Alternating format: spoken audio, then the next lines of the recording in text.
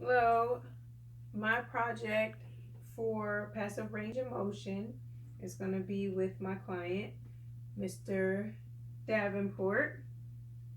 He is a client who is affected on the left side because the stroke was on the right side of the brain. So therefore, it affected his left side, and he needs assistance with passive range of motion. Going to be showing you how to do his passive range of motion as his caregiver. So I just need to explain some things to you, Mr. Davenport. I'm Tiana. I'm going to be your OTA for today. How are you? Good. Good. Okay, so I'm going to be doing passive range of motion.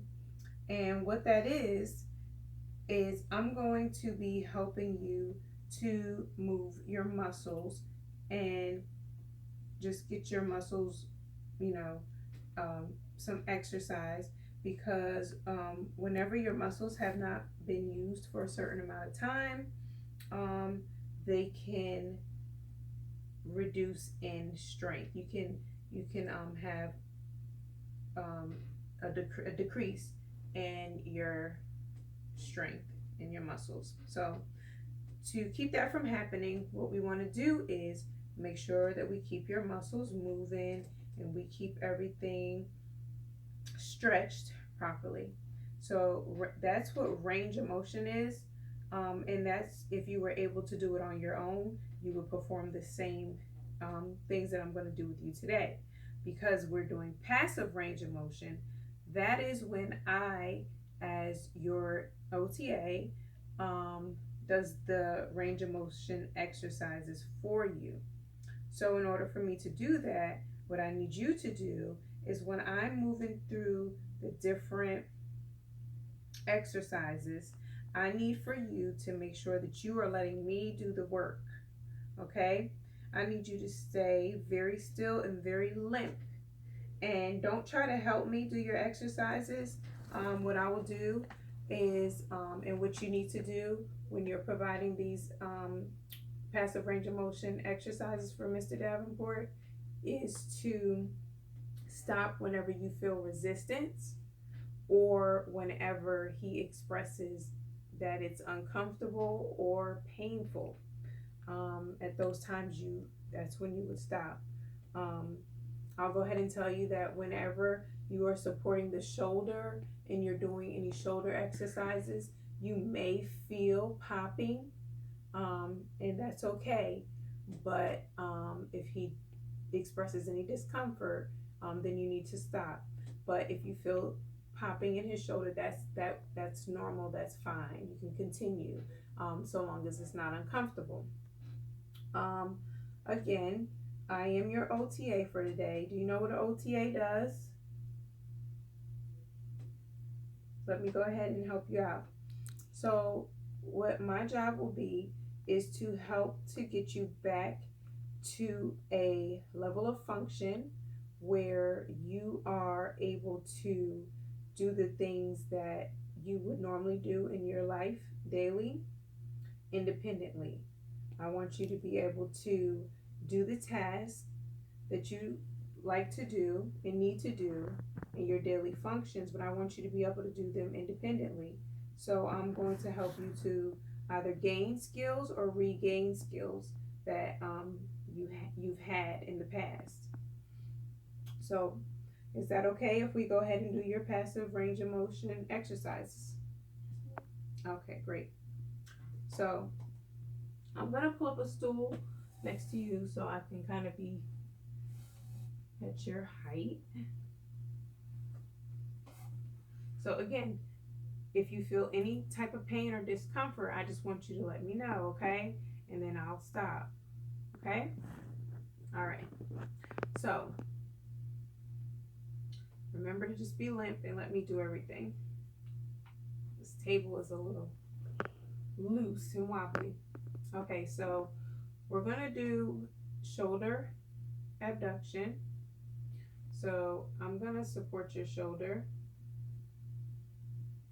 Okay, and as I stated, what we're gonna do is I'm going to do shoulder abduction. So I'm going to move your shoulder away from the body. So again, for your shoulder abduction, you want to move away from the body. You want to do your each exercise typically, um, up to 10 times if you can, just to get a certain level of or a certain amount of exercise to each muscle. For today, just because I'm teaching you how to do his range of motion, we won't do 10 each, but I just want to give you an idea as his caregiver of how to do each one. So that was shoulder abduction. And for shoulder adduction, you want to bring it back to the body. So shoulder abduction is away, shoulder adduction is towards the body. Okay, while I have his hand out in this position, I'm going to show you real quick with what supination is. So supination is hand, put your palm facing up. You want to turn it that way.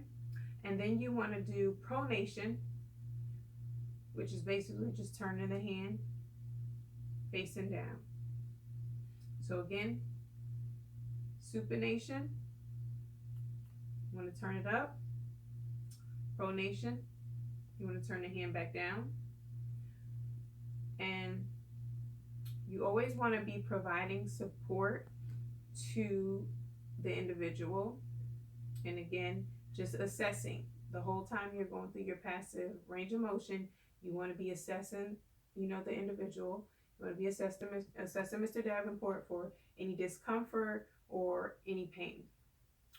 Okay, so we're going to move on to elbow flexion.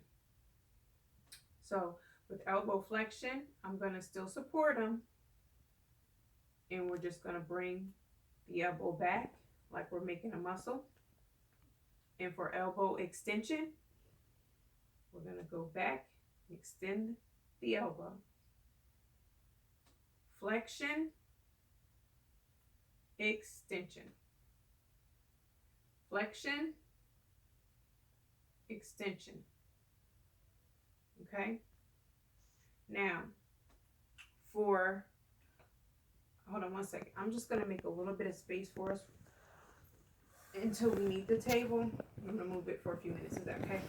You're good? You comfortable? Okay. This chair is a little high. Normally, I guess what I would have preferred would be for him to have his feet flat on the ground. Okay, so but the next thing I'm going to do, are you okay for now? Might need to. Is that better? Okay. So the next thing I'm going to do is the internal and external rotation. So what you want to do is you still provide the support, you see, and you want to, for the internal and external rotation, you want to go up this way, okay, and then back down, okay. That's external, this way. You okay? You sure? All right. And then internal, this way, okay? And that's how you do the external and internal rotation. Next, I'm going to show you how to do shoulder abduction. So shoulder abduction, you want to go up,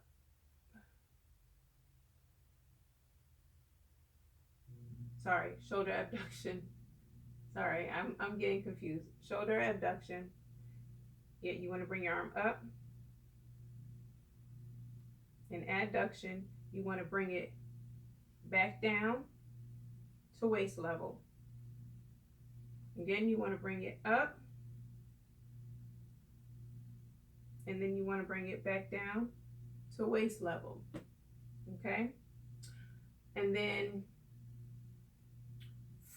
and that's adduction. When you bring it to waist level, because you're bringing it back into the body, your adduction, adding it back to the body. Adduction. Abduction, you're taking it away. Adduction, bringing it back to the body. Okay? And then you want to do shoulder horizontal abduction and shoulder horizontal abduction and adduction. Sorry. So basically what you do in that, well, this chair spins. Let me give it some support. So you want to bring it the arm this way. You still want to support. You want to support. I'm supporting here, and I'm holding his wrist. Okay. You want to come back this way and this way. Okay. Abduction away from the body. Adduction towards the body. Abduction away from the body. Adduction towards the body. Okay. Let's see. I think we can use the table now. But now you're a little short because I lowered your seat. Can I put it back up for a few? Yes. Okay. Ready? You having any pain? No. You sure? Yes. All right, you let me know if you do, okay?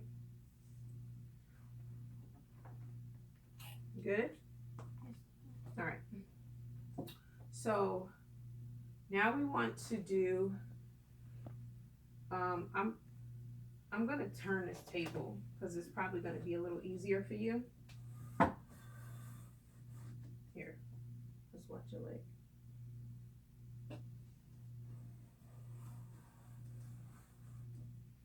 If you just rest your hand, all these exercises are getting him tired.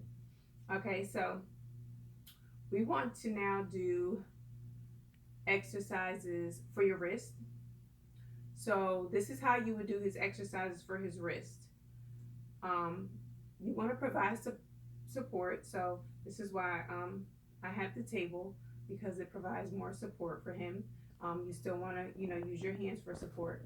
But what you want to do is for wrist flexion, you want to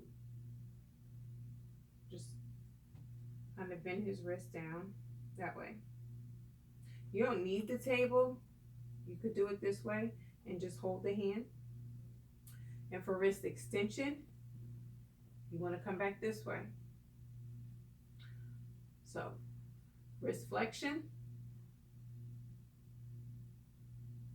wrist extension. Wrist flexion, wrist extension. Now, let me put your hand down. Now, ulnar, you have ulnar deviation and radial deviation. Okay? And the way you want to do that is you want to provide support and hold his forearm down. And I think the best way to do that is I'll do it where you can see it. Okay, so ulnar deviation, you're gonna come and you're gonna bring the wrist back this way away from the body, as much as you can without hurting the individual until you feel resistance. When you feel resistance, does that hurt? Okay. When you feel resistance, then you've pushed it far enough. And then you need to go the opposite direction to stretch that side of the muscle, which is radial. And that's towards the body. So I guess a good way to remember that is R radial right back towards the body. And then ulnar, we'll do the opposite direction, and that's away from the body. So you have radial, right towards the body, ulnar, you have away from the body. And then the fingers, while we're here next to the wrist, we can do the fingers, which are similar to the wrist. You want to lift the fingers back, and that's extension. You lift them back.